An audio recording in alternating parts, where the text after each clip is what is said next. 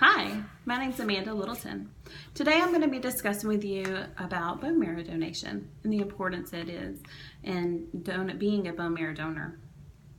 This topic is very significant to me because, as proven by data gathered by the Institute of Justice, at least 3,000 people die each year because they cannot find a matching donor. And if I can improve upon this number, then that's my goal and my intention to help these survivors. For many people with blood cancer, a transplant is their last chance of life.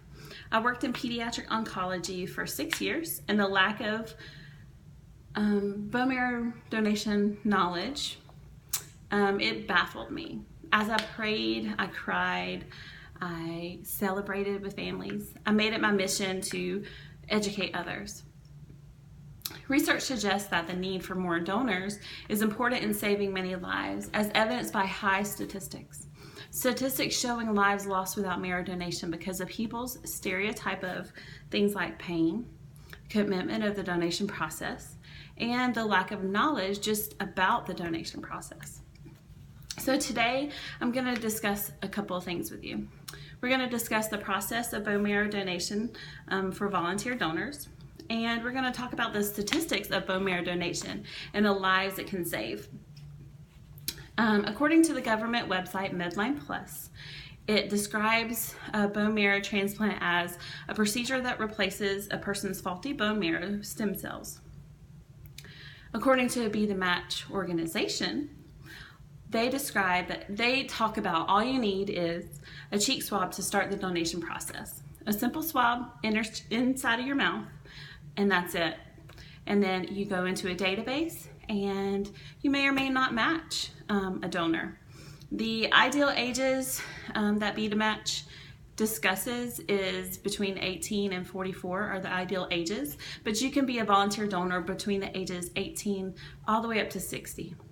You could be 60 years old and you can grant a child the rest of their life by this simple donation. So it's that simple. As explained by Be the Match organization on their website, they talk about bone marrow donation as a surgical procedure that takes place in a hospital operating room. Doctors use a needle to withdraw liquid marrow from the back of your pelvic bone, and donors receive anesthesia and feel no pain during this donation. As also described in the picture by Peters and Kemp in their explanation of stem cell transplantation. Here you see the donor. Right here is the bone marrow area. This is your hip bone pretty much. They enter your hip bone with a needle. They aspirate a very small amount of your bone marrow, and then it is then given to the recipient who needs your bone marrow. According to the Institute of Justice website, bone marrow donation requires less than 5% of marrow cells. That's just 5%.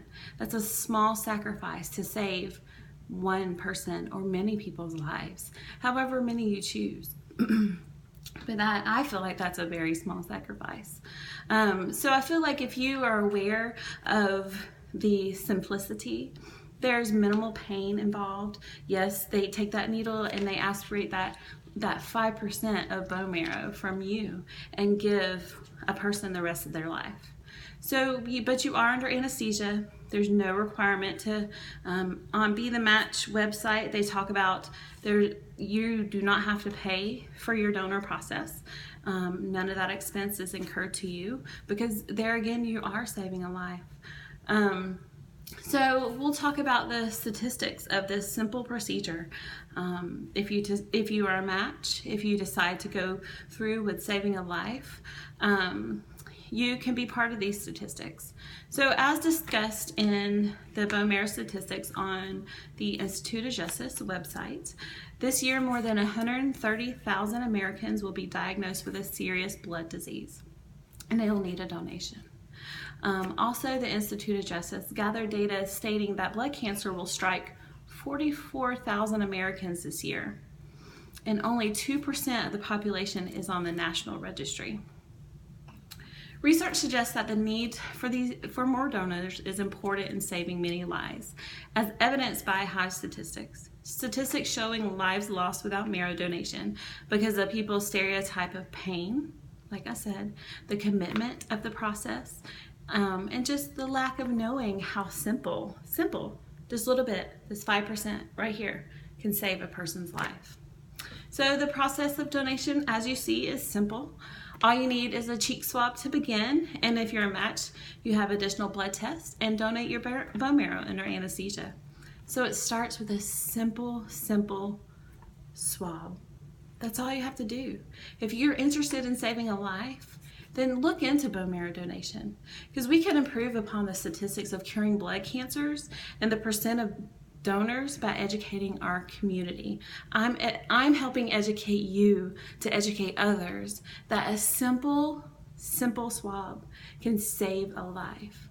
We have a chance to save many lives through bone marrow donation. Children and adults praying for one more day of life can be blessed with many more years of life with a simple gift of your donation and time. So please, in my presentation today and talking to you about bone marrow donation, I would like for you to think about being on and being a part of the bone marrow registry. Talk to your doctor about organizations out there. I've discussed some with you, and we've discussed statistics by Be the Match donor organization. It's a great organization out there. The Institute of Justice has gathered much data. Also, Peters and Kemp have discussed with you and shown the simplicity of bone marrow donation. So I hope this has been a very persuasive speech for you today. Thank you for your time and your patience in listening to my presentation.